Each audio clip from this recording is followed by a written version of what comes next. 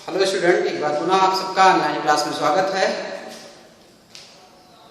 11th के अंतर्गत part number 4 में इसमें आज हम लोग अध्ययन करेंगे कि आपकी वायलेंट एंड टेम्परेट वायरस, यानी कि वायलेंट वायरस क्या होते हैं और टेम्परेट वायरस क्या होते हैं। वायलेंट का मतलब है उग्र वायरस और जबकि टेम्परेट का मतलब है संयमी, जिसके पास संयम होता है, यानी कि वो थोड़ी सी सब्र करता है, वो आपके टेम्परेट वायरस यानी कि संयमी वायरस होते हैं। देखिए ये दो वायरस होते हैं, ये दो वायरस अपना काम कैसे आगे की ओर करते हैं।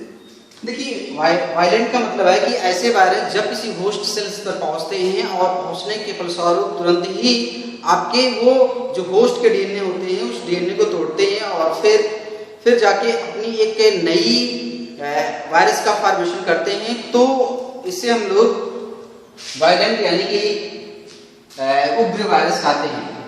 देखते हैं इसमें हम लोग कि आपने प्रोलिफरेशन में देखा था कि वायरस जो होते हैं वो वायरस जाके आपके जो होस्ट सेल्स की मेम्ब्रेन होती है उससे जाके जुड़ जाते हैं। ये चीज कहलाती है अटैचमेंट कहलाती है। वहां पर मैंने समझाया था ये आपके एडजॉर्प्शन कहलाती है।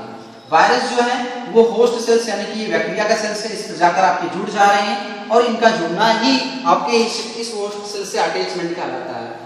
जब भी ये जुड़ते हैं इस बैक्टीरिया सेल्स के अंदर तो आगे की प्रोसेस क्या होती है अभी मैं डिस्कस करता हूं। इसके अंदर यानी कि ये जो स्टेप आपको दिख रहा है ये बैक्टीरियल डीएनए यानी कि बैक्टीरिया का डीएनए है। दूसरे स्टेप में क्या दिख रहा है, इंजेक्शन, यानी कि जब भी बैक्टीरिया आपके वायरस जब भी बैक्टीरिया पर जुड़ता है तो जो वायरस होता है वो वायरस अपने जो डीएनए होते हैं, जेनेटिक मटेरियल्स होते हैं वो होस्ट सेल्स के अंदर पहुंचा देता है। यहाँ पर यही दिख रहा है कि जो ये वायरस होता है वो अपने जेनेटिक मटेरियल्स को इस होस्ट सेल्स के अंदर पहुंचा दिया है, यानी कि इंजेक्ट कर दिया है। इसे ही हम लोग इंजेक्शन कहते हैं। तो ये चीजें आप देख रहे हैं। फिर इसके बाद जो इंजेक्शन के फलस्वरूप क्या होता है, ये दोनों वायरस करते हैं, चाहे वायलेंट वायरस हो या फिर टेम्परेट वायरस हो, ये दोनों वायरस अपना यहाँ तक कार्य करते हैं। उसके बाद हम लोग बढ़ते हैं कि वायलेंट जो वायरस होते हैं उसकी लाइटिक पाथवे कैसी होती है, उससे हम लोग लाइटिक पाथवे कहते हैं। टेम्परेट वायरस जो होते हैं वो लाइसोजेनिक पाथवे करते हैं, लाइसोजेनिक पाथवे।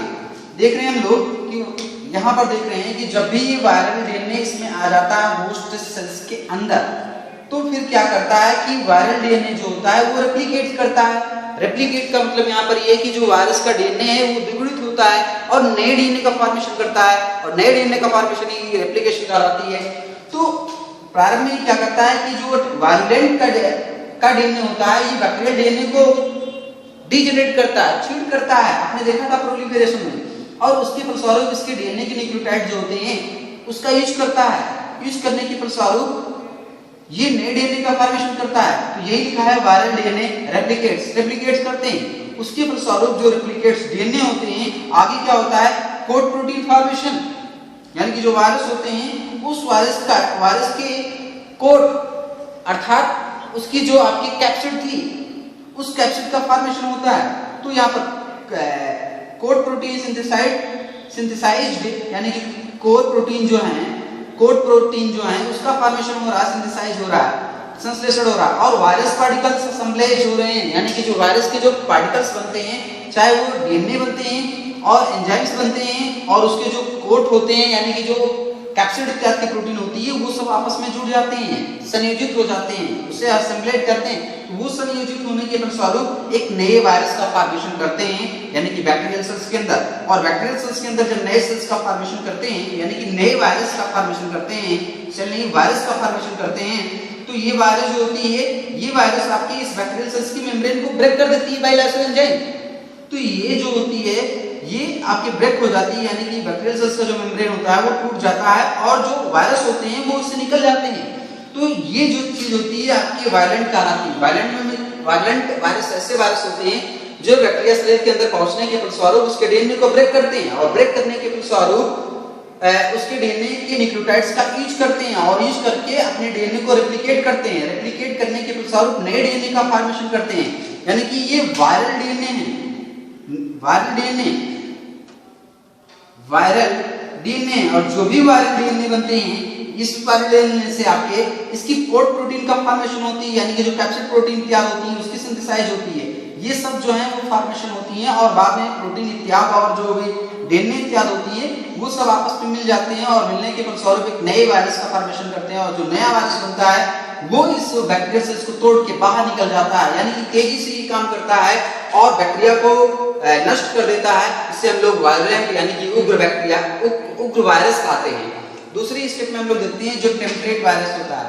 टेम्परेट वायरस जो होते हैं थोड़ा सब्र करते हैं, संयम रखते हैं, उससे हम लोग टेम्परेट वायरस कहते हैं। टेम्परेट वायरस में भी लगभग यहाँ तक की प्रोसेस जो होती है एक जैसी ही होती है। उसके बाद टेम्परेट जो वायरस होते हैं वो लाइसोजेनिक पाथवे करते हैं, यानी कि उसमें क्या होता है लाइसोजेनिक पाथवे में कि जब भी ये डीएनए प्रवेश करते हैं, उस प्रवेश करने के बाद जो भी टेम्परेट वायरस यानी कि संयमी जो वायरस होते हैं उसका जो डीएनए होता है वो डीएनए आगे चल के क्या करता है, जो बैक्टीरियल डीएनए होता है यानी कि होस्ट डीएनए होता है उसके साथ इंटीग्रेटेड हो जाता है। अर्थात कि viral DNA integrated into host DNA, यानी कि वायरल जो डीएनए है ये आपके वायरल डीएनए और ये नीचे की तरफ जो है वो होस्ट डीएनए, होस्ट डीएनए। अब जो ये होस्ट डीएनए है इसके साथ वायरल डीएनए का इंटीग्रेटेड हो जा रहा है, यानी कि ये इसके साथ वायरल डीएनए इस होस्ट डीएनए के साथ जाके जुड़ जा रहे हैं। यहाँ पर देख रहे हैं यही चीज लिखा गया है, जुड़ जाती है। और जो भी ये जुड़ रहे हैं वायरल डीएनए के डीएनए उससे हम लोग प्रोफेज कहते हैं। वायरल डीएनए जब इसके साथ इंटीग्रेटेड हो जाते हैं, जुड़ जाते हैं, संयोजित हो जाते हैं तो उससे हम लोग प्रोफेज कहते हैं। अब क्या करता है कि जो बैक्टीरिया होता है वो बैक्टीरिया सेल डिवीजन करता है, अनुकूल दशाएं मिलती हैं। उसके बाद जब सेल डिवीजन होता है तो सेल डिवीजन होने के फलस्वरूप नए बैक्टीरियल सेल्स का फॉर्मेशन होता है, और जो नए बैक्टीरियल सेल होता है उस सेल में अभी भी ये सुप्त अवस्था में आके इस बैक्टीरियल सेल डीएनए के साथ ही आगे के बैक्टीरिया में चला जाता है। देखिए दो बैक्टीरिया बनी हुई हैं और दोनों बैक्टीरिया में इसके डीएनए का भी रेप्लिकेशन हो गया और इसी के साथ साथ नए बैक्टीरिया में भी इसका डीएनए पहुंच गया है। अब क्या होता है कि जो बैक्टीरिया के वायरस का डीएनए होता है वो डीएनए इंडक्ट करता है, यानी कि आगे की क्रियाएं बढ़ाता है, और फिर से जो आपके के जो वायलेंट बैक्टीरिया होते हैं उस वायलेंट बैक्टीरिया की तरह ही वायलेंट वायरस जो होते हैं उस वायलेंट वायरस की तरह ही आपके बैक्टीरिया के डीएनए को फिर से तोड़ेगा, और फिर तोड़ने के बाद जो आगे की प्रोसेस होती है अपने डीएनए का रेप्लिकेशन करवाएगा, और रेप्लिकेशन करने के फलस्वरूप जो भी प्रोटीन्स होती हैं उसको सिंथेसाइज करेगा, नए वायरस का फॉर्मेशन करेगा, और फॉर्मेशन करने के फलस्वरूप एक बार पुनः इसकी मेम्ब्रेन को, होस्ट मेम्ब्रेन को तोड़ेगा और वायरस बाहर की तरफ आएगा। तो इस तरह आपने देखा कि ये जो आपके टेम्परेट वायरस होते हैं यानी कि आपके संयमी वायरस होते हैं, ये थोड़ी देर के लिए यानी कि आपके रेस्टिंग स्टेज में आपके रहते हैं होस्ट सेल्स के अंदर, और बाद में जब भी रेप्लिकेशन होती है यानी कि सेल डिवीजन होता है उस सेल डिवीजन के फलस्वरूप ये नए होस्ट सेल्स में जाते हैं। उसके बाद ये क्या करते हैं, वायलेंट होते हैं यानी कि उग्र होते हैं, और फिर वायलेंट की तरह ही एक नए वायरस का फॉर्मेशन करते हैं। तो ऐसे वायरस को हम लोग टेम्परेट वायरस कहते हैं। दो तरह के वायरस, एक वायलेंट वायरस होते हैं और दूसरे जो होते हैं वो आपके टेम्परेट वायरस होते हैं, जो आपके होस्ट सेल में अपना एक्शन करते हैं। आगे बढ़ते हैं हम लोग एक और स्टेप को पढ़ते हैं, टाइप्स ऑफ वायरस, यानी कि वायरस जो है उसके प्रकार। दो तरह के वायरस होते हैं। यहाँ पर भी इन्फेक्शन के बेसिस पर, इन्फेक्शन के आधार पर वायरस जो होते हैं वो दो प्रकार के होते हैं, एक एक्यूट वायरस, दूसरी जो होती है परसिस्टेंट वायरस। दो तरह की वायरस होती हैं, एक एक्यूट वायरस, दूसरी जो है परसिस्टेंट वायरस। एक्यूट वायरस ऐसे वायरस हैं जब भी ये बॉडी पर पहुंचते हैं, बॉडी पर पहुंचने के फलस्वरूप उनकी सिस्टम को तुरंत प्रभावित करते हैं, कुछ ही दिनों में प्रभावित करते हैं उनकी सिस्टम को, और प्रभावित करने के फलस्वरूप उसमें रोग फैलाते हैं, उनमें उस बॉडी पर रोग उत्पन्न करते हैं। इस वायरस को हम लोग एक्यूट वायरस कहते हैं। आजकल जो आपकी कोरोना वायरस चल रहा है वो कोरोना वायरस भी कुछ ही दिनों में शरीर पर वो आपकी अपना प्रभाव छोड़ने लगता है, तो वो जो वायरस है वो आपके एक्यूट वायरस है। आप देखते हैं जुकाम एक आम चीजें हम लोगों को हो जाती है या आम चीजें हैं, इसमें आप देखते हैं कुछ ही दिनों में वायरस, जुकाम का वायरस जो होता है, राइनो वायरस जो होता है वो शरीर पर पहुंचता है और तुरंत ही आपके शरीर पर अपना प्रभाव जमाने लगता है। तो ये चीजें जो इस तरह की जो वायरस होते हैं उससे हम लोग एक्यूट वायरस कहते हैं। एक्यूट वायरस क्या है? ऐसे वायरस जो शरीर पर पहुंचने के फलस्वरूप तुरंत ही अपने प्रभाव को छोड़ते हैं और उस शरीर को प्रभावित करते हैं, उससे हम लोग एक्यूट वायरस कहते हैं। कॉमन कोल्ड्स जो हैं यानी कि जो जुकाम का वायरस है, कोरोना वायरस है, ये जो आपके एक्यूट वायरस हैं।